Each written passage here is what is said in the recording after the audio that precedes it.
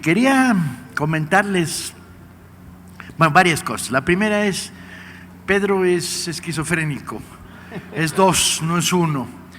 Lo que pasa es que ha dosificado temporalmente esta situación, lo cual está muy bien. O sea, hay el que escribía cuando empieza a escribir y publica sus primeras novelas, y hay otro, y no se parecen prácticamente nada.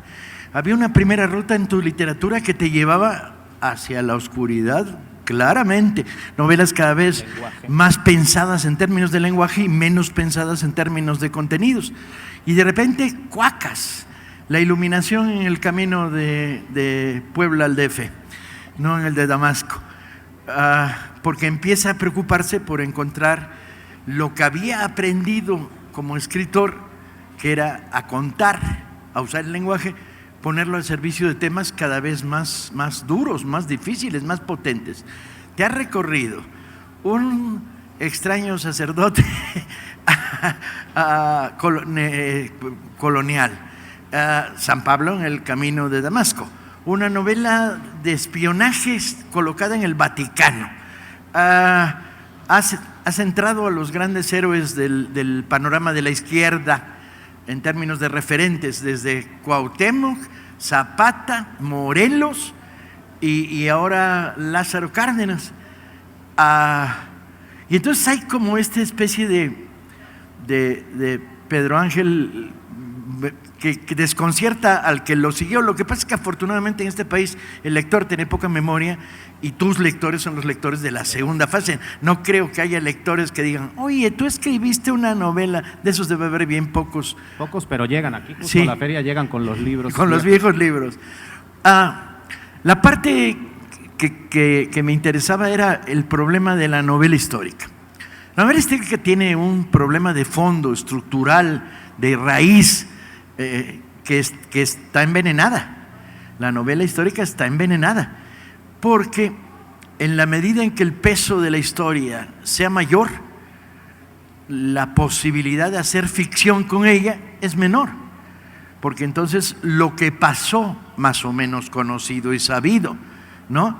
Se te cae encima como una pinche losa y no te deja que los personajes vayan a donde tú quieras, porque tienes que llevarlo una semana después a estar en Celaya y un mes después a estar cabildeando el problema de cómo destruir los complots que se le presentan una y otra vez.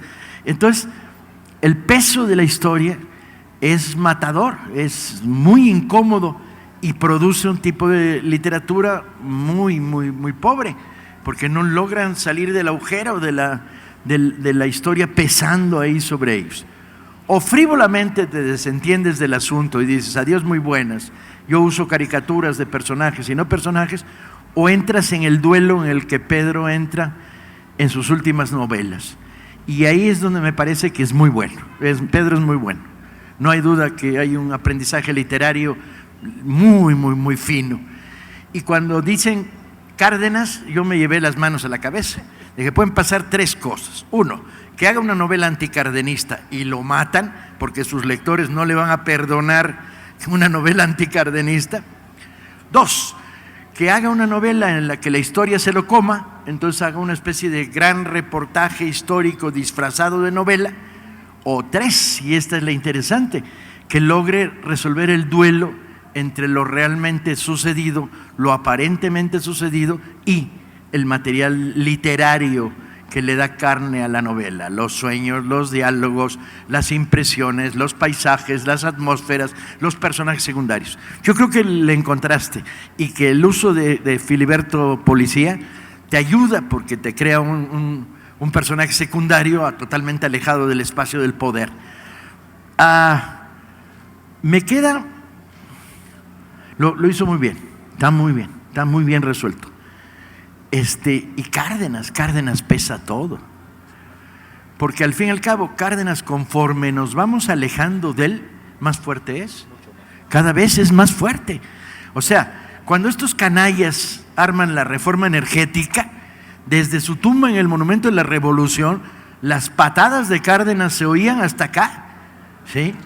Y Cárdenas reaparecía. Cuando están destruyendo el seguro social y refortaleciendo y desapareciendo la salud pública, el eco Ayer acaban de desaparecer a las juntas de conciliación y arbitraje.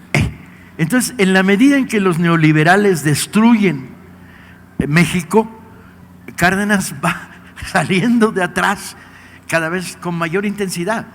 Piensen solo 2 o 3 cosas. El intento de los neoliberales de desaparecer las normales rurales, el hijo favorito de Cárdenas. Cárdenas pensaba la educación campesina como el ciclo. Jóvenes hijos de campesinos van a normales, ahí les dan de comer, de dormir, beca completa, vuelven como maestros a sus comunidades. Y estos desdichados cercando las escuelas rurales, quitándoles presupuesto o asesinando a los muchachos en Ayotzinapa. Porque si alguien tiene dudas que fue el Estado, de veras eso muy pendejo, o está viendo Televisa demasiado y le puede destruir las neuronas. Y es Cárdenas vuelve. Entonces yo digo, está pinche loco Pedro está pinche loco. A un personaje que está retornando con este furor, acercarte a él, el Poli es hijo de Cárdenas, claro. ¿Sí? ¿Cómo de dónde salió, Pedro? Cuenta la verdad. ¿Son camaradas, son amigos? ¿De dónde sale la idea de ir a algo tan pesado? ¿Y cuántos miedos te provocó?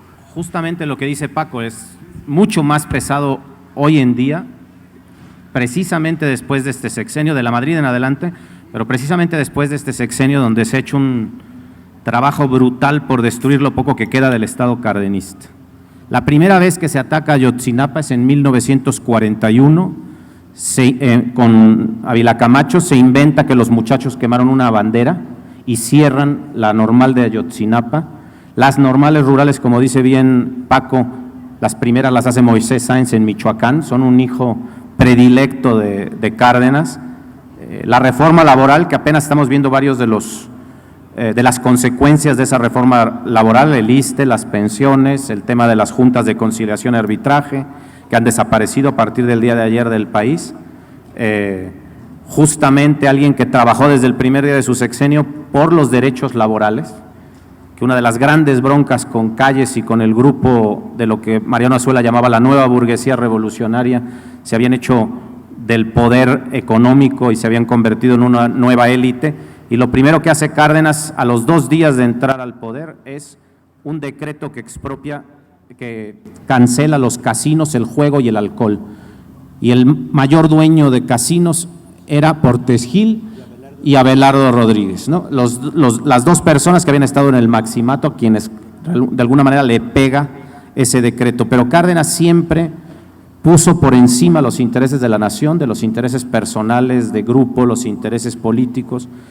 Y tiene razón Paco, hoy en día la figura de Cárdenas no solo es esa figura que tomó esas decisiones históricas, sino es una figura moral. Hay que volver a Cárdenas, hay que voltear a Cárdenas para ver que sí tuvimos lo que yo llamo, junto con Gili, una utopía, pero yo no lo llamo la utopía cardenista, yo lo llamo la utopía posible. El hombre trabajó diariamente para que esa utopía no fuera un sueño, para que no nos la imagináramos, sino para que los mexicanos la vivieran. Me contaba hace poco Sabina Berman que su papá venía de viaje, la familia había salido perseguida de Europa, se iban a instalar en Nueva York y el padre de Sabina vino de viaje y oyó a Cárdenas hablar de que iba a fundar el Politécnico Nacional. Y dijo, yo tengo que vivir en México, no tengo nada que hacer en Nueva York, y se trajo a toda la familia. Un judío que creyó en el proyecto tecnológico, que no hablaba una papa de español, pero que dijo, ahí tengo que estar, eso que van a hacer es lo que hay que hacer en el mundo. Y eso es lo que pasaba con Cárdenas, que él tomaba decisiones porque se la creía y nos la hizo creérnosla. Creo que es la última vez que los gobernantes y los gobernados en este país tuvimos un pacto de confianza absoluto.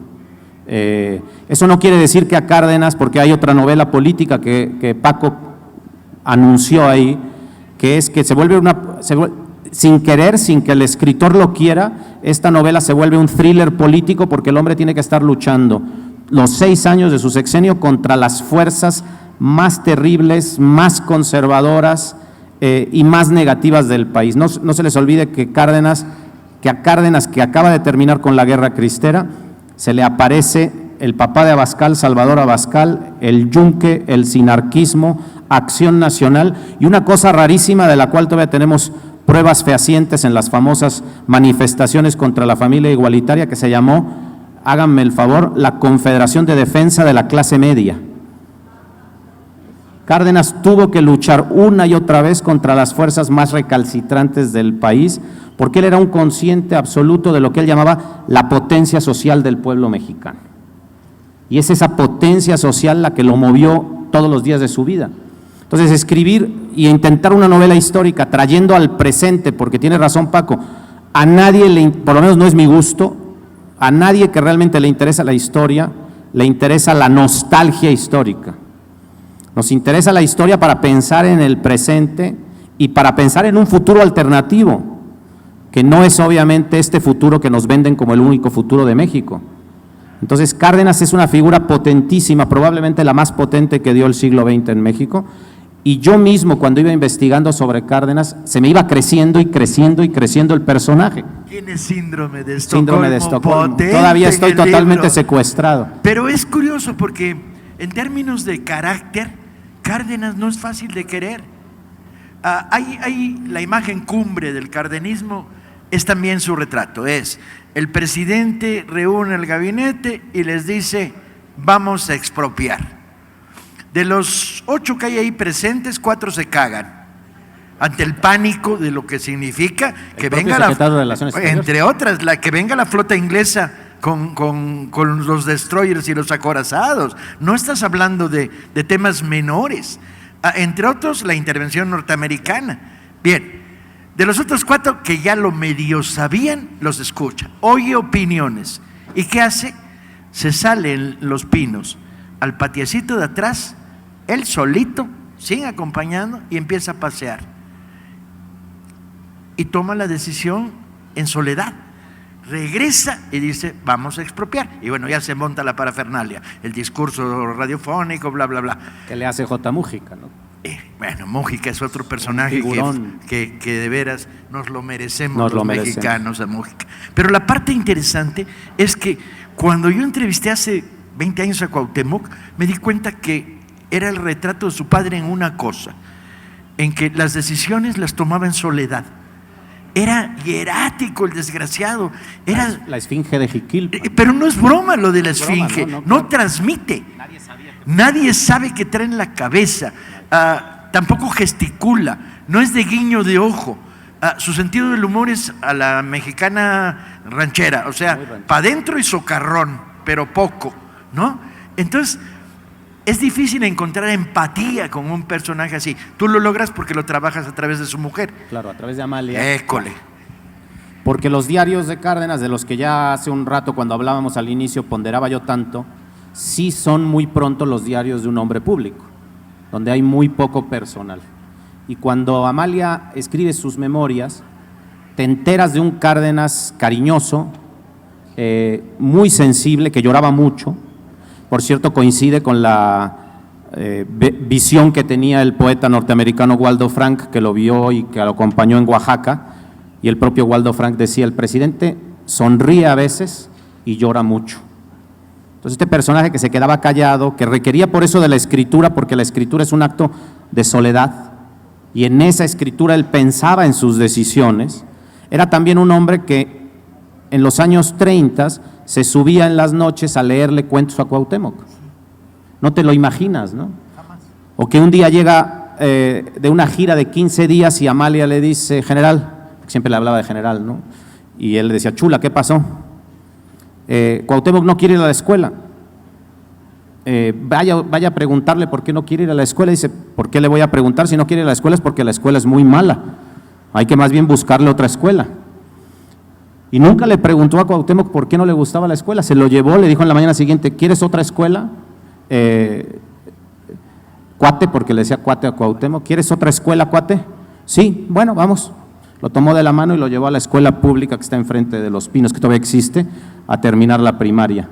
Pero eso te habla de un hombre de una sensibilidad muy particular, muy poco también desde otro punto de vista el típico macho mexicano de rancho, sino era un hombre de una sensibilidad muy particular. Por eso es que cada vez se te crece más, no es solo mi síndrome de Estocolmo, como dice Paco, sino es que pónganse a pensar en la historia de México que otro presidente toma solo decisiones en función del país, no piensa en sí mismo, y cuando tiene mucha rabia, toma el Cadillac, se va con su hermano Alberto y se echa a nadar en la laguna del Nevado de Toluca para enfriarse.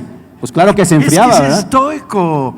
Toda su vida fue un Es estoico. un estoico. Cuando va a repartir la tierra a Quintana Roo, y esto habla de él, el barco no puede llegar, está a 15 kilómetros de la costa, se quita el traje y en calzones nada a los 15 kilómetros y llega en calzones a repartir la tierra a Quintana Roo. A ver si hay un presidente de México que hace esto, y lo hace con naturalidad absoluta, porque era lo que había que hacer. Yo tengo la palabra, tenía que llegar, no voy a esperar que llegue una lanchita por nosotros al barco. Bueno, yo no creo que ni pudieran nadar los 15 kilómetros. Fíjate, en los rostros vas notando que el Cárdenas que conocemos es pobre, porque hay un intento de goma de borrar. La goma de borrar es Claro. el enemigo del pueblo de México. La tiene un cabrón, vaya usted a saber cómo se llama. Se va a llamar, ahí lo dejamos. La pinche goma de borrar opera sobre la memoria colectiva de los mexicanos. Entonces, les quita contenido, anécdota, mensaje, calor, sabor a la historia, la enfría y la vuelve ceremonia cívica de patio escolar donde te aburres, Estampita. el pinche sol te pega, estampita de cuaderno. Y entonces, ¿qué pasa? Va empobreciendo la relación con el pasado.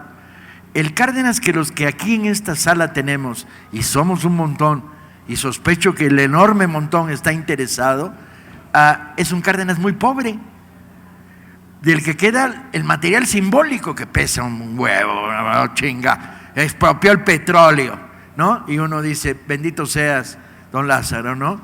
Y usas el Donker, solo lo usas en este país, en la historia, para hablar de Juárez y de Cárdenas.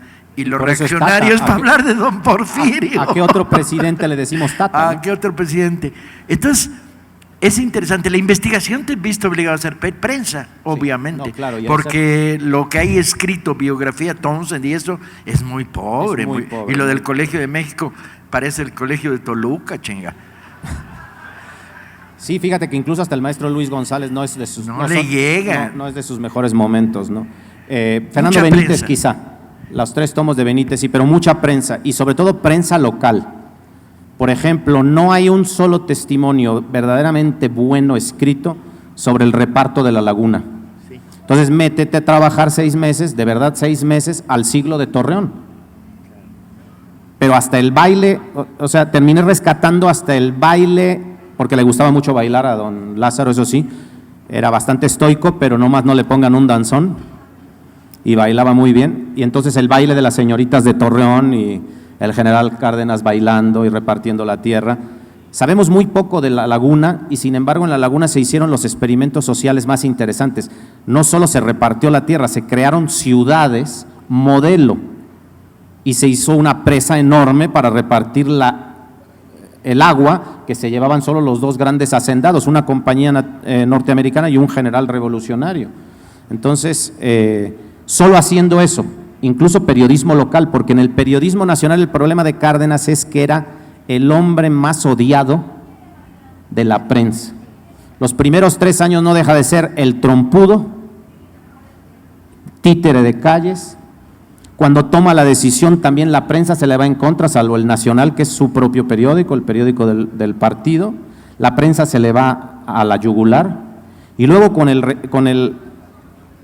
la recalcitrante derecha mexicana, los últimos años de prensa de Cárdenas son brutales. De hecho, acaba de aparecer un muy buen libro sobre la prensa en la elección de Ávila Camacho, que me sirvió muchísimo para una hipótesis que yo tenía, que era que Cárdenas era un demócrata y que en realidad él no hizo un dedazo, y a él le dieron un madruguete. Él no quería a Ávila Camacho, y Ávila Camacho hace un pacto del diablo con otro teciuteco, con Lombardo Toledano, y con el joven gobernador de Veracruz, Miguel Alemán, que se ha ido a escondidas a visitar al subsecretario de Estado norteamericano Cordell Hull, y le ha dicho, si Ávila Camacho llega al poder, entramos a la Segunda Guerra Mundial. Antes de que hubiera precandidato, ya habíamos entrado a la Segunda Guerra Mundial gracias a Miguel Alemán. Entonces, Hace poco, pensando en este demócrata que pensaba realmente en el país y que muchos no creen porque hasta viejo le seguían preguntando ¿por qué dejó usted a Ávila Camacho?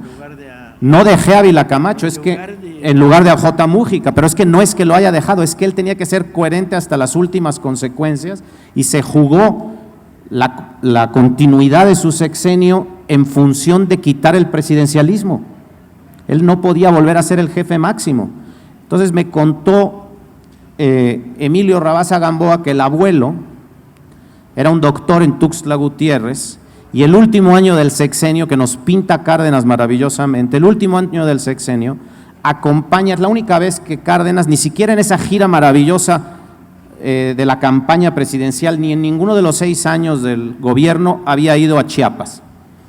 Y por fin va a Chiapas el penúltimo mes, con el candidato Ávila Camacho. Y el candidato Ávila Camacho dice, yo le prometí a mi mamá Eufrosina, que le daba de fuetazos, en el lecho de muerte que el general Grajales tenía que ser el gobernador de Chiapas. Así que vengo a ungirlo. Y Lázaro Cárdenas le dice, mal haría usted, que ni siquiera es presidente de México, en hacer candidato a un general no querido aquí. Y Cárdenas hace las primeras primarias electorales en la historia con 2 vitroleros de agua fresca. En la plaza en Tuxtla Gutiérrez dice, los que quieran que el candidato del partido sea el general Grajales, voten a la derecha. Los que quieran que el candidato del partido sea el doctorcito Gamboa, voten de este lado. Y arrasó el doctorcito Gamboa en la primera primaria democrática de este país. Yo creo que es un ejemplo claro de este otro Cárdenas que nos han borrado, como dice Paco, y que se ha quedado en unas decisiones que por tan potentes no lo han podido borrar. La llegada de los exiliados españoles, el Politécnico Nacional, el reparto agrario, la expropiación de los ferrocarriles, la expropiación de la compañía de luz y fuerza del centro, la expropiación del petróleo, el rescate del algodón, el rescate del Enequén. Es verdaderamente brutal porque el hombre realmente pudo gobernar 4 años y medio y en 4 años y medio transformó el país. Bajo conspiración constante. Bajo conspiración, espionaje, dinero nazi. Chicas, Vasconcelos cobrando de la embajada alemana. Saturnino de los nazis, Cedillo, el propio general Almazán con dinero nazi. De repente la historia viene, ¿verdad? Se siente cómo camina. Se siente que no está ya escondida en nombres de estaciones de metro, placas de calle y ceremonias pinches cívicas de escuela primaria. Que la historia es una especie de velo que puedes tocar, se acerca, entra en conexión, toca el presente y desde luego proyecta futuro. ¿Cómo terminar el libro? ¿No te daban ganas de seguir? ¿Y por qué? No, pero está bien. Lo termino no te voy a decir, pero lo termino en la Guerra Fría porque me parece que 61 es un año decisivo, porque descubro algo que tampoco se ha contado, que es un atentado fallido de la Secretaría de la Defensa para matarlo en 61. ¿Ah, sí? Esa historia y está documentado, pero nadie lo ha dicho. No he leído esa parte del libro, el final no he llegado. Y es brutal, por andar corriendo. Es brutal porque el subsecretario de Gobernación en este país tenía en 1961 el retrato de López Mateos y el retrato de Kennedy, y te torturaba con el retrato de Kennedy. Y López Mateos le dice a su secretario de la Defensa, no que no van a matar a Cárdenas, la respuesta es brutal, le dice, todavía no. Y la novela termina con el todavía no, de un país absolutamente vendido a los Estados Unidos y que ha renunciado a la soberanía por la que justamente luchó denodadamente. A mí me queda un eco cardenista que quedó fuera del libro entonces, que es el Cárdenas subido en un poste de luz diciendo que se va a apoyar a la Revolución Cubana miliciano más. Ahí termina cuando él quiere ir a Bahía de Cochinos. Eso. Y primero le cierran todos los vuelos comerciales, incluso en Mérida, donde él se quiere ir, y contrata una avioneta de un amigo suyo que fumigaba en Tabasco. Y cuando llegan a la avioneta, está el ejército y han encadenado la avioneta. Y yo lo que cuento, porque se puede rastrear muy bien en los diarios, es el posible diálogo entre el general Cárdenas y López Mateos cuando regresa del aeropuerto a decirle, eres un cabrón, no me dejaste ir a luchar en contra del imperialismo y por Cuba en Bahía de Cochinos, lo cual le daba la coherencia más redonda a la figura de Cárdenas, terminar siendo un revolucionario con un arma defendiendo América Latina. Es brutal, ¿no? Y no lo dejó López Mateos. Wow, un aplauso, ¿no? A Cárdenas y a él.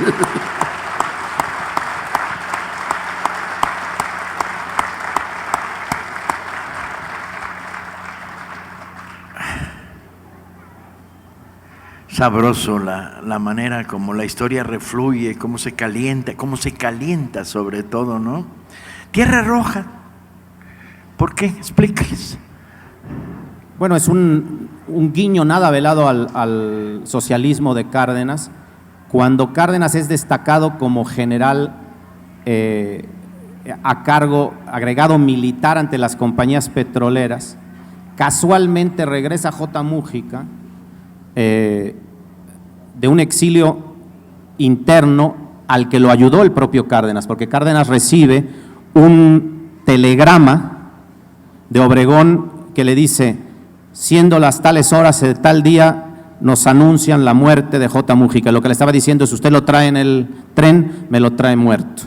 Y Cárdenas es la primera vez que rompe con Agua Prieta, deja de ser el soldado obediente y se convierte en el estadista y deja escapar al amigo.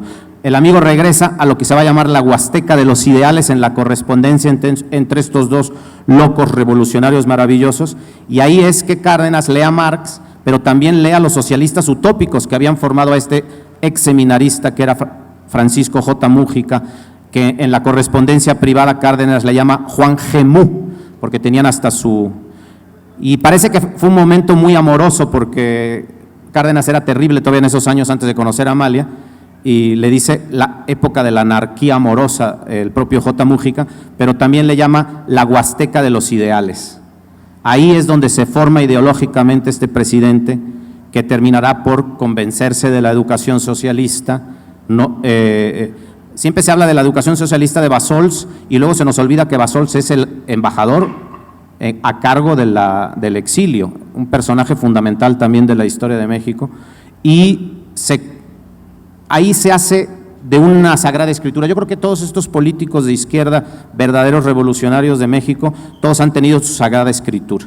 La sagrada escritura de Zapata era el plan de Ayala, al que no se le podía cambiar una coma, y la sagrada escritura de Cárdenas era la Constitución Social del 17, hecha entre otros por su amigo Múgica. Había que aplicar esa Constitución del 17 y para eso había que hacer esta Tierra Roja que había que modificar. De hecho, cuando J. Múgica y precisamente Diego Rivera lo van a ver para que traiga a Trotsky, para que permita la entrada de Trotsky antes de que lo maten, que está en Noruega, está repartiendo la tierra en la laguna.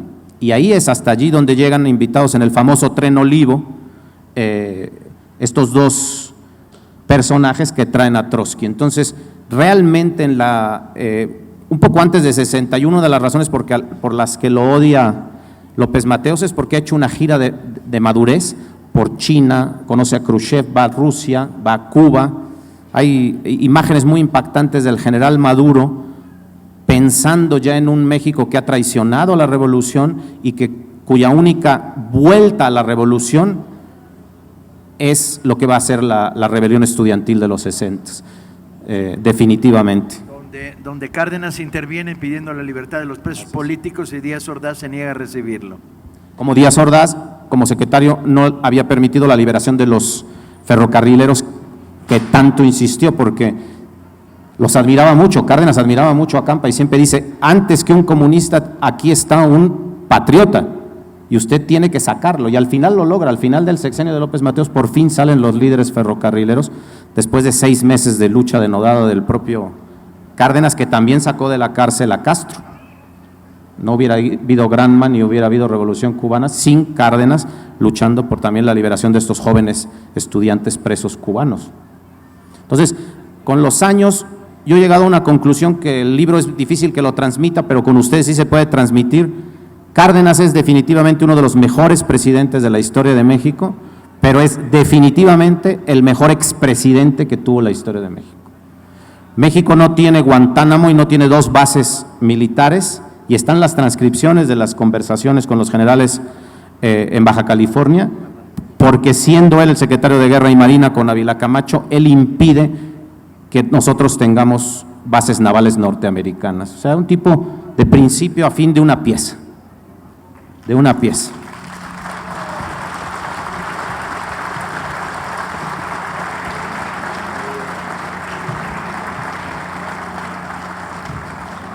Bien, tienen de dos sopas. Decir, yo no leí el libro, pero oí cuando lo presentaron, que es como muy chafa, ¿no? La segunda es decir, a mí no me alcanzaba la lana para comprarlo y al respecto les sugerimos el método que se practicaba en la escuela donde yo estudié, que era Prepa 1, que era nos juntábamos 10, aquí en la esquina, comprábamos el libro y luego en la dedicatoria, en lugar de dedicatoria, era el orden del que lo tenía que leer.